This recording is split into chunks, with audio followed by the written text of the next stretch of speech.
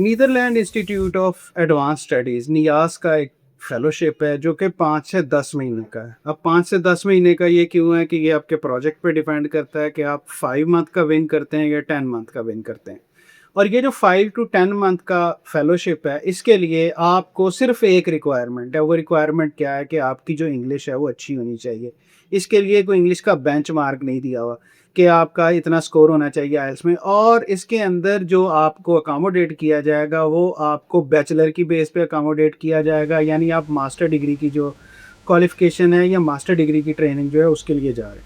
अब यहाँ पे आपको जिन लोगों को लिया जा रहा है वो लोग कौन हैं? वो ऑथर्स हैं, आर्टिस्ट हैं, ऐसे लोग हैं जो अपनी फ़ील्ड के अंदर डिस्टिंक्ट हैं, जो बेहतर ट्रेनिंग करना चाह रहे हैं, और इनकी ट्रेनिंग के लिए इनको बहुत लैविश तरीके से अकोमोडेट किया जा रहा है। 3500 यूरो का इनको स्टाइपेंड दिया जाएगा एवरी मंथ, और जो और चीज़ें इनके साथ अटैच्ड हैं वो मैंने अनलिस्ट की हैं, मैं आपके साथ शेयर कर देता हूँ।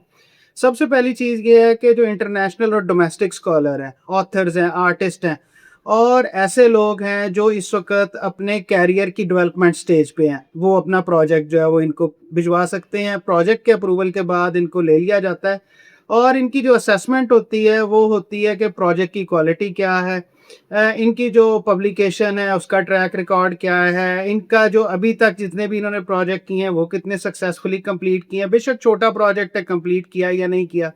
और फिर और ज़्यादा इम्पोर्टेंट बात ये है कि उस प्रोजेक्ट से फ़ायदा क्या हुआ, इनको पर्सनली क्या फ़ायदा हुआ और कम्युनिटी को क्या फ़ायदा हुआ या उस डिसिप्लिन को क्या फ़ायदा हुआ।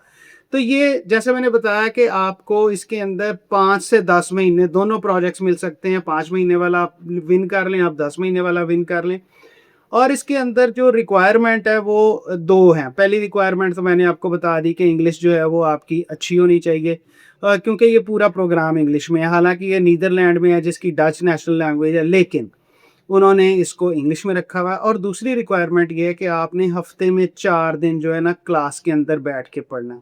अब क्लास के अंदर बैठ के पढ़ने की वजह क्या है? उसकी वजह ये है, वो ये चाह रहे हैं कि आपके जो इंटरडिसिप्लिनरी ट्रेड्स हैं वो डेवलप हो सकें। आपको दूसरे सब्जेक्ट्स का भी पता लग सके, जो इससे रिलेटेड है उनका भी पता लग सके। इस लिहाज से ये बड़ी अच्छी फेलोशिप है। फेलोशिप्स के बारे में मेरा ये कहना है कि ये किसी भी मास्टर डिग्री, किसी भी पीएचडी प्रोग्राम को अगर स्ट्रेट अवे आप ऑप्ट नहीं कर सकते, तो इस तरह की जो चीज़ें हैं ना, ये आपको एक चांस ज़रूर देती हैं। वहाँ जाके अपनी कैरियर चॉइस बनाएँ, वहाँ जाके देखें कि क्या आप वहाँ एडजस्ट हो सकते हैं, और उसके बाद अपनी रिक्वायरमेंट पूरी करें। जब आपने फेलोशिप की होगी ना, तो आपके लिए मास्टर का स्कॉलरशिप विन करना, आपके लिए पीएचडी का स्कॉलरशिप विन करना, आपके लिए पोस्ट डॉक का स्कॉलरशिप विन करना कोई मसला नहीं होगा। और फिर ये एक तरह की एंट्री है, जिस एंट्री के साथ ये नहीं लिखा होता कि आपने इतने अरसे वहाँ रहना है या इतने अरसे आपने फ़ौरन वापस आके सर्व करना है। इसके साथ ऐसी कोई चीज़ अटैच नहीं होती। जब ऐसी चीज़ें अटैच नहीं होती तो ये गोल्डन अपॉर्च्युनिटीज़ हैं, इनको ज़रूर अवेल करना चाहिए। इसका लिंक हमने दे दिया, आप जाके अप्लाई करें। I wish you best of luck.